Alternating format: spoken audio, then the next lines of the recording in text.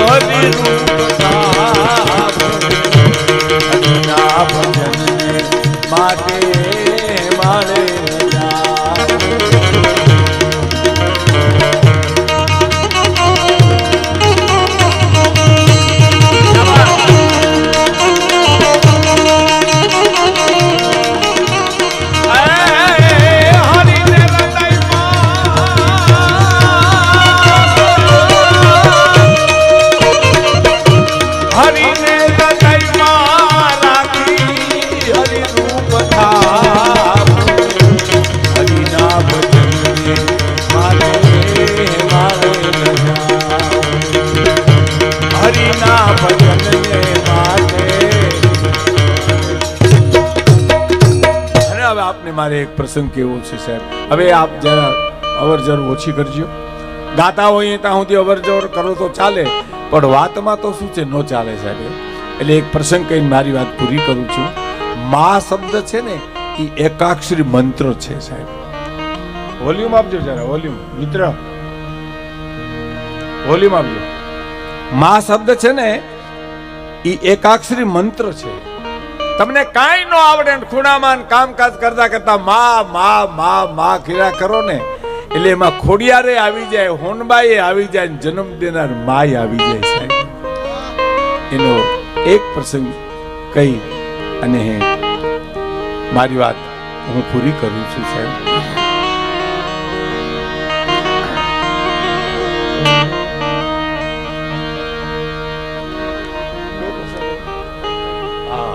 રામાયણનો પ્રસંગ છે સાહેબ.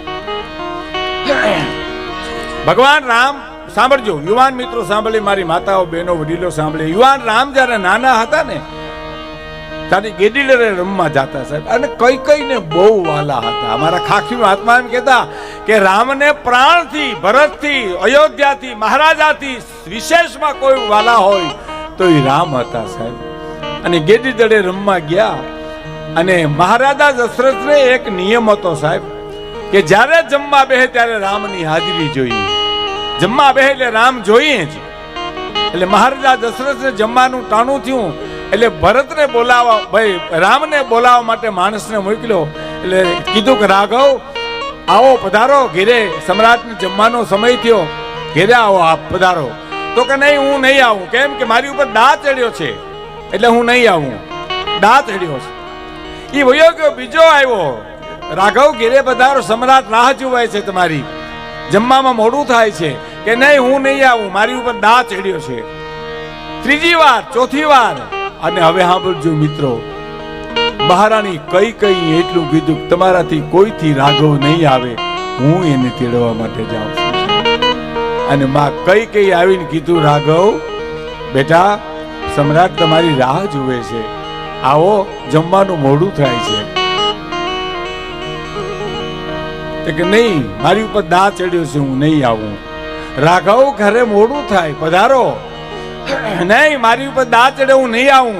કઈ કઈ શું કીધું સાંભળજો કે જ્યાં સુધી તું નહીં આવી ત્યાં સુધી હું ઘેરે નહીં જાઉં, રામ નહીં જાઉં, ઘેરે નહીં જાઉં, તને લઈને જ જઈશ. એટલે હાથમાં ગેડીનો ઘા તો ઘા કરી નાખી અને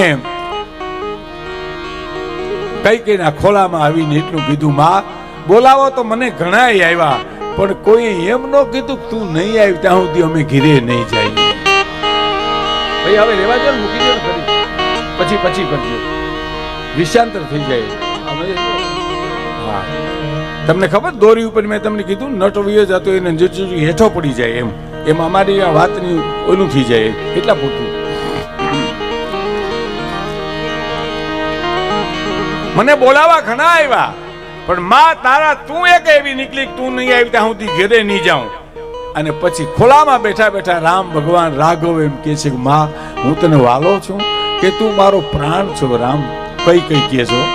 હેમાં હું તને વાલો છું, તું મારો પ્રાણ છો બાપ. હેમાં હું તને વાલો ત્રીજી વાર કીધું કે તું મારો પ્રાણ છો. તાઈ ભગવાન રામે એમ કીધું માં મારું એક કામ કરશો? તો કે હા તું કે પણ અઘરું બહુ છે. તો કે અઘરું હું ખોલિયામાંથી પ્રાણ કાઢી નાખું કઈ કે પછી ક્યાં વાત રહી એમ? તો કે હા મારા પિતા પાસે 2 વચન લેણા છે. તો કે હા માં એક કામ કરો ને, પેલા વચનમાં ભરતની ગાદી માગી લ્યો, બીજા વચનમાં મારો વનવાસ માગી લ્યો. માં એટલું કામ કરો મારી પાસે તમે. આ ખાખી મહાત્મા ગિરનારના બોલે હો રામાયણી, એક એટલું કરો માં મારી પાસે. કઈ ધ્રુજી ગઈ, અંધારા ક્યાં આવવા માંડ્યા, પણ મારો રાઘવ જો રોટલો ખાવા આવતો હોય તો કીધું કે એ કરવા તૈયાર છું બાપ. એ અને થયું સાહેબ, રામને વનવાસ મળ્યો. વનમાં મળ્યા પછી 14 વર્ષ વનવાસનો વિતાવી અને ભરતને ખબર પડે છે સાહેબ, કઈકેયને બોલવાનું રામાયણના પાઠ કર્યાને ખબર છે કઈકેયને બહુ બોલ્યા છે. ભરત કે તું હવે તું મારી માં જ નથી, હું તને કોઈ દી માં જ નહીં કહું. કઈકેયને જેમ તેમ બોલ્યા તા સુધી ભરતજી હાલે વાંકા અવળા હવળા વેણ કીધા તા સુધી સહન કર્યું, પણ એને એમ કીધું ને કે હું આજથી તને માં નહીં કહું. તે આમ ખૂણામાં બેહી ગઈ કઈ. હા કઈ જેવી મહારાણી ખૂણામાં બેહી ગઈ. આ ભરત મને કહી ગયો હું તને માં નહીં કહું. એ બેઠી છે. રામને વનવાસ મળ્યો. રામ વનમાં ગયા, 14 વર્ષનો વનવાસ પૂરો કરી અને પાછા આવ્યા. તારે 14 વર્ષ પછી સીધા કઈકેયના મેલમાં ગયા છે સાહેબ. અને એટલું કીધું માં બેઠી જ ખૂણા. મને સાહેબ એક ખાકી મહાત્મા એમ કહેતા હતા કે ભીખુદાનબા આપણા ઘરમાં એક માણા રિહાણું હોય તો ગમે નહીં, એ 14 વર્ષ સુધી એ કઈ ખૂણામાં બેઠી છે રિહાઈને, એ કેવું ચિત્ર હશે. મને કે ભીખુદાનભાઈ કલ્પના તો કરો તમે. આ તો હું તો તમને પોઈન્ટ ટુ પોઈન્ટ કહું છું, ટૂંકમાં કહી દઉં છું તમને સાહેબ. અને વનવાસ પૂરો કરી અને ભરતજી આવ્યા, રામ આવ્યા અને સીધા કઈકેયને મેલે ગયા છે. માં આ મારો રાઘવ આવ્યો, મારો રામ આવ્યો. હા રામ આવી ગયો બાપ. હા મન થઈ ગઈ પાછી. રામ એમ કે માં મારી પાસે કંઈક માગી લ્યો. માગવું નથી કંઈક માગી લ્યો. કે મારા માગવાથી તો હોનાર જ હરજાની. રામ હવે મને માગવાનું કેસ કે નહીં માં ગમે બ્રહ્માંડ ફાટી જાય તો કે પણ હું માગવાનું પર્યાણ કરીશ તો ધરતી બનશે ધ્રુજવા. તો ગમે થાય મારી પાસે કંઈક માગી લે. તારે કઈ એટલું કે છે કે જો તું મને દેવાનું કંઈક ઈચ્છા હોય ને વિચારતો હો તો રામ ભરતને કે મને આવીને માં કે બસ એટલું, બીજું કાંઈ નહીં. બસ કલ્પના કરો સાહેબ, આ માં શબ્દ છે. મીઠા રે મધુ ને મીઠા ને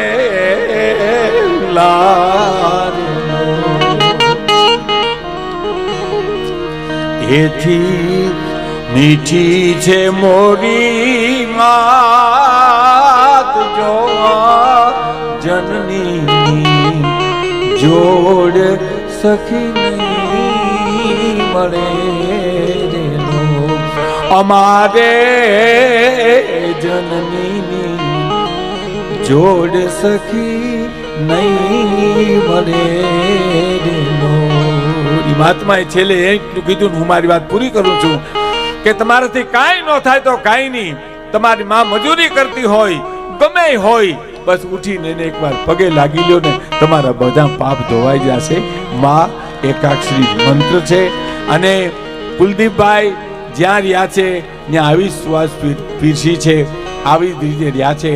અને એક ઝાડવા ઉપર વિજાતી પક્ષીઓ જ્યારે સાહેબ બેહતા, વિજાતી પક્ષીઓ હાજે આવી હવારમાં ઉઠે કે ઉડે કીર્તિદાનભાઈ, તારે કવિ ચિત્ર જોઈને કહે છે કે અપની અપની બોલિયા સબ બોલ કે ઉડ જાएंगे.